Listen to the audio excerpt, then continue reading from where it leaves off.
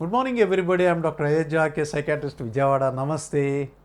మరి చాలామంది ఈ ఓసిడి ఈ మధ్య కొన్ని సినిమాల్లో కూడా హీరోలు కూడా ఇలాంటి క్యారెక్టర్లు వేయటం వల్ల ఈ ఓసిడి అనే పదం చాలా పాపులర్ అయింది. గతంలో దీపికా పడుకుని నేను డిప్రెషన్కి గురయ్యాను, వైద్యం తీసుకున్నాను ఎంత బ్రేవ్గా ధైర్యంగా స్టేట్మెంట్ ఇచ్చి సైకాట్రీ పేషెంట్లు ఏమాత్రం స్టిగ్మా ఫీల్ అవ్వక్కర్లేదు, ఇది కూడా అనేక రకాల మానసిక రుగ్మతలు, శారీరక రుగ్మతలాగానే మానసిక రుగ్మత అని ఎంత చక్కటి స్టేట్మెంట్ ఇచ్చిందో. ఓసిడి గురించి కూడా ఈ మధ్య కొన్ని క్యారెక్టర్లని సినిమాల్లో చూపించడం జరుగుతుంది. ఓసిడి అంటే అబ్సెషన్ అంటే ఏంటంటే మనకు మన మనసులోకి అవాంఛితంగా అనాలోచితంగా పదే పదే రిపిటేటివ్గా వద్దనుకున్న అంటే అన్వాంటెడ్గా ఇర్రెసిస్టబుల్గా అంటే ఆపుకోవాలన్నా ఆపుకోకుండా ఆలోచనలు మనసులోనికి చొచ్చుకొచ్చి ఆ మనసును అల్లకల్లోలానికి అలజడికి గురి చేయటాన్నే అబ్సెషన్ అంటాం. అంటే ఈ థాట్ ఇది కరెక్ట్ కాదు, తప్పు అని ఆ మనిషికి తెలుస్తూ ఉంటుంది, కానీ ఆపుకోలేడు, వస్తూనే ఉంటాయి.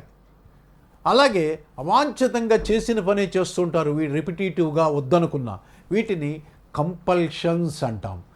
ఓసిడీలో అబ్సెషన్స్ ఉన్నా ఓసిడి అంటాం, కంపల్షన్స్ ఉన్నా ఓసిడి అంటాం. కొంతమందిలో అబ్సెషన్స్ కంపల్షన్స్ రెండూ ఉంటాయి, దాన్ని కూడా ఓసిడి అంటాం. దీంట్లో అబ్సెషన్స్లో కొన్ని ఆ ఓసిడీలో కొన్ని లక్షణాలు చెప్పుకోవాలంటే, కొంతమందికి పదే పదే మేము చేతులు సరిగ్గా కడుక్కున్నామా లేదా, ఇంకా జర్మ్స్ ఏమైనా ఉన్నాయేమో, వైరస్ ఉందో, బ్యాక్టీరియా ఉందో, దుమ్ము ధూళి ఉందో, అనారోగ్యం వస్తుందేమో అని పదే పదే కడుగుతారు. మళ్ళీ కాసేపు వచ్చాక ఇంకా సరిగ్గా కడుక్కోలేదు, మళ్ళీ కడుగుతారు, మళ్ళీ కడిగానా లేదా, మళ్ళీ కడుగుతారు.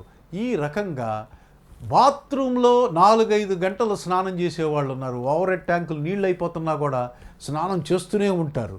ఇంకా కడిగానా లేదా, సబ్బేసి తోమానా లేదా, పాత్రలు తోమానా లేదా అని రోజంతా పాత్రలు తోమేవాళ్ళు. అలాగే తలుపులు వేసానా లేదా, రాత్రిపూట రాత్రి 9ంటికి 10ంటికి ప్రారంభించి మా పేషెంట్ ఒక అతను తలుపు వేసానా లేదా అని ఆ రాత్రి 3ంటి దాకా 100-150 సార్లు చెక్ చేసేవాళ్ళు ఉన్నారు. ఏంటంటే వేసానా లేదా, వచ్చి వేసి చెక్ చేసుకొని వస్తాడు, పడుకుంటాడు, కాసేపటికి మళ్ళీ ఆలోచన వస్తుంది, ఇందాక వేసానో లేదో, వేసినప్పుడు ఆ గడి ఉందో పడిపోయిందో, మళ్ళీ చెక్ చేయటం.